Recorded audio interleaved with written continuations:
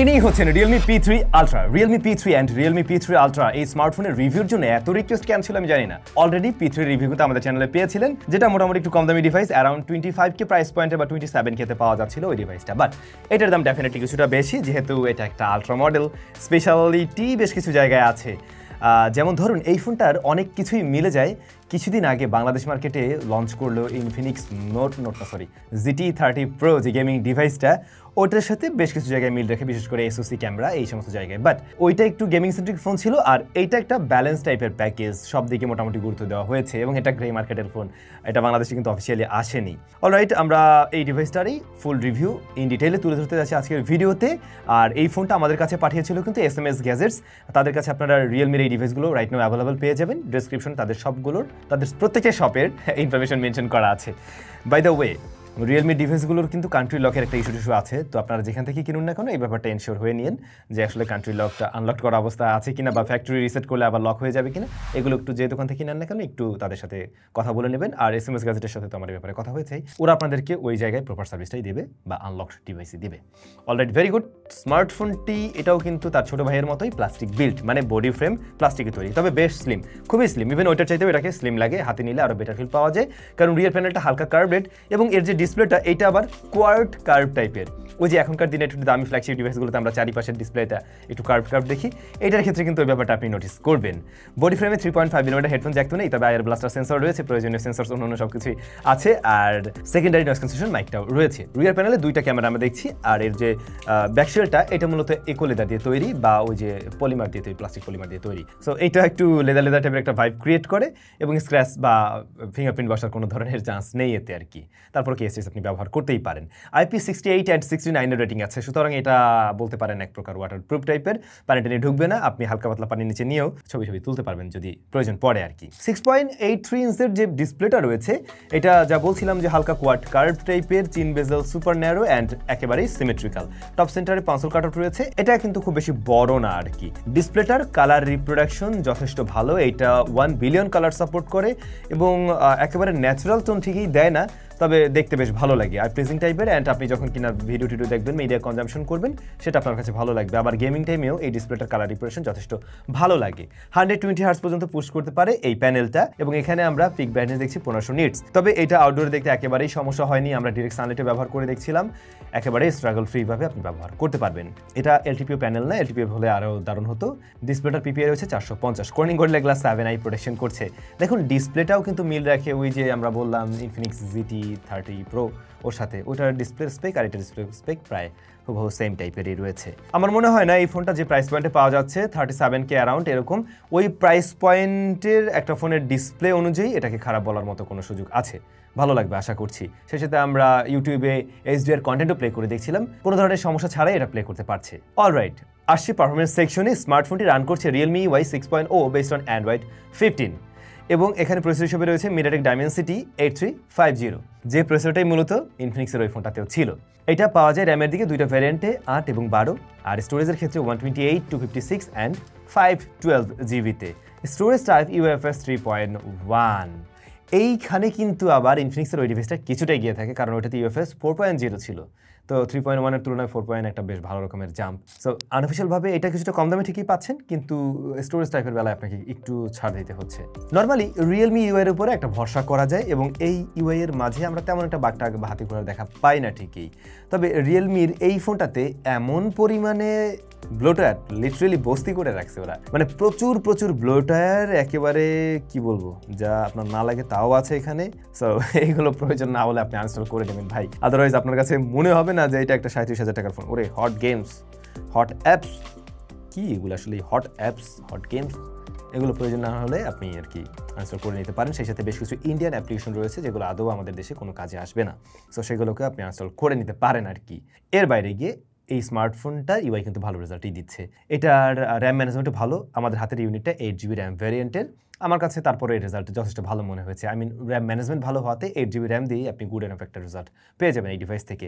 তাছাড়া app open close time আপনি যেমনটা দেখছেন, এটা কিন্তু যথেষ্ট ফাস্টার। এটাকে মানে স্লোর কাতারে ফেলানো যায় না, বা এই প্রাইস পয়েন্টের অন্য যে ডিভাইসগুলো রয়েছে যেমন আপনি নাথিং ফোন 3A, তারপরে অনার 200 এই ফোনও পেয়ে যাবেন। যদিও বা অনার 200 ফোনগুলো কেনার ক্ষেত্রে আপনারা একটু সতর্ক থাকবেন। প্লাস ওই যে Xiaomi Redmi 14 Pro Plus যে ফোনগুলো রয়েছে এগুলোর ওই যে বলছিলাম কপি বক্স টক্স অনেক কিছু আসছে, ওগুলোর ক্ষেত্রে একটু সাবধানতা অবলম্বন করবেন ডেফিনেটলি। তো যা বলছিলাম ওই ফোনগুলোর সাথে কম্পেয়ার করতে গেলে এর ইউজার এক্সপিরিয়েন্স আপনার কাছে খারাপ লাগবে না ডে টু ডে লাইফে আর কি। ফোনটা খুব বেশি হিট জেনারেট করে না, রেগুলার ইউসেজে এটা কম গরমই হয়। গেমিং আপনি এই ফোনটাতে পাবজির ক্ষেত্রে দেখলাম সর্বোচ্চ 90 FPS পর্যন্ত আসছে। বাট দেখুন এই সেম প্রসেসর দিয়ে আমরা কিন্তু ইনফিনিক্সের ফোনটাতে, ওটা গেমিং ডিভাইস যদিও, 120 FPS পর্যন্ত পেয়েছিলাম। এটার ক্ষেত্রে 90 FPS পেয়েছি। তবে 90 FPS এ মোস্টলি লকড থাকে এটা আর কি, আর খুব বেশি হিট জেনারেট করে না, যেখানে ইনফিনিক্সের ফোনটা এর চাইতে অনেক বেশি হিট জেনারেট করছিল। আবার এইটার আন্তত স্কোর কিন্তু এটার তুলনায় কিছুটা বেশি আসছে, যদিও বা ওই ফোনটার 12 GB র্যাম। বুঝলাম না কাহিনীটা কি। তো 40 মিনিটস গেম প্লের ক্ষেত্রে আমরা যেটা দেখছিলাম, এটা হিট জেনারেট করছে 38-এর মতো রিয়ার প্যানেলদের এখানে, আর সামনের দিকটাতে 39-40-এর কাছাকাছি প্রায় চলে আসে, যেটাও ওইটার চাইতে কিছুটা কম আছে।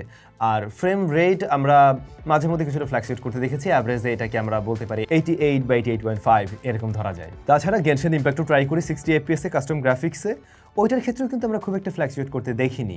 57-58 এর মাঝেই ঘোরাফেরা করছিল মোস্টলি, আর এখানে টুকটাক মাঝে মধ্যে একটু মাইক্রো স্টার্টার পেয়েছি, তবে কোনো বড় ধরনের ল্যাগ পাইনি। অ্যাসপাল্ট 9 ট্রাই করলাম, ওইটা গ্রাফিক্সটাও বেশ দারুণ আসছে এবং খুবই স্মুথ রেজাল্ট দিচ্ছে, আর ফোন গরম হচ্ছে না তাতে করে। তবে তুলনামূলকভাবে গেনশন ইম্প্যাক্ট এবং পাবজিতে কিছুটা গরম হয় আর কি। এই ফোনটা একেবারে আসলে গেমিং এর জন্যই তৈরি করা হয়েছে, বা যারা গেমার রয়েছেন তাদেরকে টার্গেট করে এসছে, ব্যাপারটা কিন্তু ঠিক সেরকম নয়। বরং আরও বেশ কিছু জায়গায় গুরুত্ব দেওয়া ট্রাই করেছে ওরা। যেমন এর যে ক্যামেরা, যেখানে আমরা দুইটা শুটার দেখছি, দুইটাই কিন্তু কাজের। টেলিফটো যদিও বা নেই এখানে। 50 মেগাপিক্সেলের মেইন শুটারের পাশাপাশি 8 মেগাপিক্সেলের একটা আলট্রা ওয়াইড শুটার রয়েছে।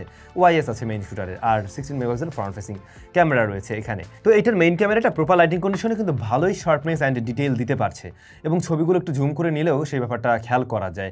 ছবিগুলো একটু শার্পের দিকে বেশি মনে হতে পারে অনেকের কাছে, যদিও বা এই ছবিগুলো দেখতে কিন্তু ভালো লাগছে।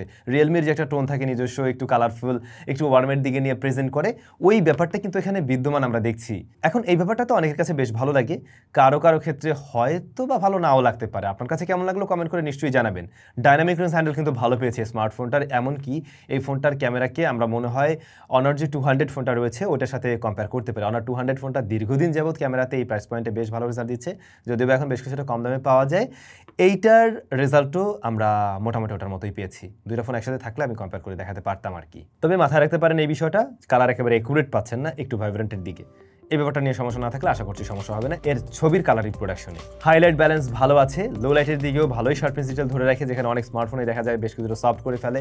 এটাতে আবার নাইট মোড আছে, আপনি নাইট মোড অন করে নিলে আরও বেটার আউটপুট পাবেন। সেই ক্ষেত্রে অনেকটা স্টেডি করে ধরে রাখতে হয় তাও নয়, কারণ এখানে ওয়াইএস রয়েছে, একটু টাইম নেবে বাট ভালো ছবি দেয়, এবং সেই ছবিগুলো কাজে লাগার উপযোগী। ছবির ডিটেল নিয়ে বলতে গেলে সেখানে আমরা কন্ট্রাস্টের পরিমাণ একটু বেশি দেখি, একটু কালারফুল ছবি, কিন্তু ওয়েল ব্যালেন্সড, ভালো লাগবে আর কি আপনার কাছে।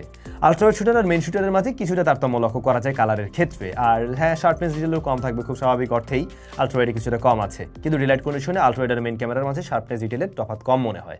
লো লাইটের দিকে এটা অনেক বেশি নোটিসেবল। পোর্ট্রেটে ছবি তোলা যায় দুইটা focal লেন্থে, 1x and 2x। 2x এর ছবিগুলোই বরং বেশি ভালো লাগার কথা, 1x এর ছবিগুলো অনেকের কাছে ভালো লাগতে পারে, বাট আমার কাছে 2x ই ভালো লেগেছে, যেখানে আমরা স্কিনটাকে একটু ওয়ার্মের দিকে নিয়ে প্রেজেন্ট করতেও দেখি, একটু সফট একটা ব্যাপার আছে, একটু গ্লোয়িং ব্যাপারও আছে, যেটা দেখতে খারাপ লাগে না। ব্যাকগ্রাউন্ড ব্লাইন্ডনেস ভালো লাগে এবং বডি শেপ ঠিকঠাক লাগে। সো আপনার কাছে এটা ভালো লাগতেই পারে, তবে আপনার যদি আরও শার্পনেস ডিটেল দরকার হয় অনেক যেতে পারেন আপনি। বাট মিস তো করছি টেলিফটো। এই টেলিফটোর কারণেই বেশ কিছু ডিভাইস ওনাকে ছাপিয়ে যাবে বা একটু এগিয়ে থাকবে। এই জায়গায় মূলত ক্যামেরার কমতি আছে। আচ্ছা, ফ্রন্ট ফেসিং ক্যামেরাটা বাই ডিফল্ট ওয়ার্ম এবং একটু সফট করে প্রেজেন্ট করে, বিশেষ করে ইনডোরের দিকে ব্যাপারটা বেশি নোটিসেবল। আউটডোরের দিকে ডাইনামিক রেঞ্জ হ্যান্ডেলের কিছুটা অভাব আছে, বাট ডিটেলের পরিমাণ মোটামুটি ভালোই পাওয়া যায়, আর এখানেও আমরা ওয়ার্ম একটা টোন দেখি যদিও বা। তবে এর ফ্রন্ট ফেসিং থেকে ইউজেবল ছবি বের করা সহজেই সম্ভব। ক্যামেরা টু এপিআর ক্ষেত্রে লেভেল 3 পর্যন্ত আনলকড আছে, আমি যেটা দেখলাম। ভিডিও রেকর্ড করতে পারে এই ডিভাইসটা সর্বোচ্চ 4K 30 FPS এর ফ্রন্ট ফেসিং ক্যামেরায়, অ্যান্ড রিয়ারে 4K 60 FPS, সেই সাথে ওয়াইএস রয়েছে, ইআইএস রয়েছে। স্টেবিলিটি মোটামুটি ভালোই। ভিডিওর কালারটা আপনার কাছে খুব যে ন্যাচারাল মনে হবে এমনটা নয়, বরং একটু কালারফুল, একটু ভাইব্রেন্ট মনে হতে পারে আর কি, একটু কন্ট্রাস্টের পরিমাণও বেশি আছে, তবে কাজে লাগার উপযোগী ভিডিও পাওয়া সম্ভব। আচ্ছা, ছোট্ট একটা ভুল বলে ফেললাম, এটার ফ্রন্ট ফেসিং ক্যামেরায় মূলত রেকর্ড করা যায় 1080p 60 fps এ। 60 fps থাকাতে ওরকম একটা স্মুথ ফুটেজ পাওয়া যায়, যেমনটা দেখছেন আমাকে একটু ব্রাইট করে প্রেজেন্ট করছে এরকম ইনডোর লাইটিং কন্ডিশনে, এবং সাউন্ডটাও রেকর্ড হচ্ছিল কিন্তু এই ডিভাইসটাতে। আর একটু গ্লোয়িং একটা ব্যাপার আছে, ভালোই লাগে, খারাপ লাগতেছে না। বাট 4K থাকলে আরেকটু সুবিধা হইতো, রাইট? সো ক্যামেরাতে সে যেমনটা আমরা দেখছি মেইন ক্যামেরাটা ভালো রেজাল্ট দিচ্ছে ঠিকই, এবং আলট্রা ওয়াইডটাও ডিলাইট কন্ডিশনে ভালো ট্রাই করে, তবে আমরা আসলে টেলিফটোর ব্যাপারটা মিস করছি, ওই কারণে একটু পিছিয়ে পড়বে। কিন্তু যদি সেটা আপনার কাছে খুব বেশি ম্যাটার না করে, খুব বেশি প্রয়োজন না হয়, তাহলে কিন্তু এটাও ক্যামেরার জন্য আপনি চলে দেখতেই পারেন। যেহেতু এটার প্রসেসরের জায়গাটা আবার কিন্তু যে অনারের ফোন বা ইয়ারফোন কি বলে নাথিং 3A ওইটার চাইতে এগিয়ে আছে, ওইটাতে বোধহয় ছিল স্ন্যাপড্রাগন 7S Gen 3, সেই জায়গা থেকে কিন্তু এটা এগিয়ে আছে প্রসেসরের দিক থেকে বেশ কিছুটা ভালোই। সো আপনি পারফরমেন্স এবং ক্যামেরা বোধ জায়গায় একটা ব্যালেন্স প্যাকেজ পাচ্ছেন এই ডিভাইসটাতে। রাইট, স্পিকার এখানে আমরা স্টেরিও দেখছি, এবং বটম ফায়ারিংটা একটু মূলত বেশি লাউড, এবং ইয়ারপিসের যেটা আছে ওটাই মূলত সেকেন্ডারি স্পিকার হিসেবে ব্যবহার হয়, যা খুব বেশি লাউড না, খুব বেশি ব্যালেন্স লাগবে না, কিন্তু সাউন্ড কোয়ালিটি আবার ভালো, ফুল ভলিউমে কোনো ডিসটরশন দেয়নি এটার সাউন্ড। হ্যাপটিক ফিডব্যাক ভালো আছে, বেশ টাইট একটা হ্যাপটিক ফিডব্যাক দেয়। 6000 mAh ব্যাটারি অ্যান্ড 80 ওয়াটের চার্জার, এই কম্বোকে আমি খারাপ বলতে পারছি না। এটা সিলিকন কার্বন দিয়ে আসাতে বেশ পাতলা করা গেছে এবং 6000 mAh দেওয়া গেছে আর কি। তো বড় চার্জার এবং ব্যাটারি ব্যাকআপও যথেষ্ট ভালো আছে। এখানে কিন্তু প্রায় 9 ঘন্টার কাছাকাছি এসওটি পাওয়া সম্ভব যদি রেগুলার ইউজার হয়ে থাকেন। হেভি ইউজার হয়ে থাকলেও প্রায় 8 ঘন্টার কাছাকাছি ব্যবহার করতে পারবেন। ডেফিনেটলি ভালো ব্যাটারি ব্যাকআপ বলা যায় একে। এছাড়া প্রয়োজনীয় সেন্সরসগুলো এই ফোনে আমরা পেয়েছি, নেটওয়ার্ক রিসিপশনে কোনো সমস্যা পাইনি, আর ওই কান্ট্রি লকের ইস্যুটাতে পাইনি যেহেতু এটা আনলকড ডিভাইস। সো ইয়া, এই ছিল Realme P3 ultra. Realme P3 ultra মূলত একটা গুছানো টাইপের প্যাকেজ বা ব্যালেন্স টাইপের প্যাকেজ করার ওরা ট্রাই করেছে, কিন্তু দামটা একটু বেশি হয়ে গেছে। ইভেন আনঅফিসিয়ালভাবে এই মুহূর্তে একটু বেশি আছে।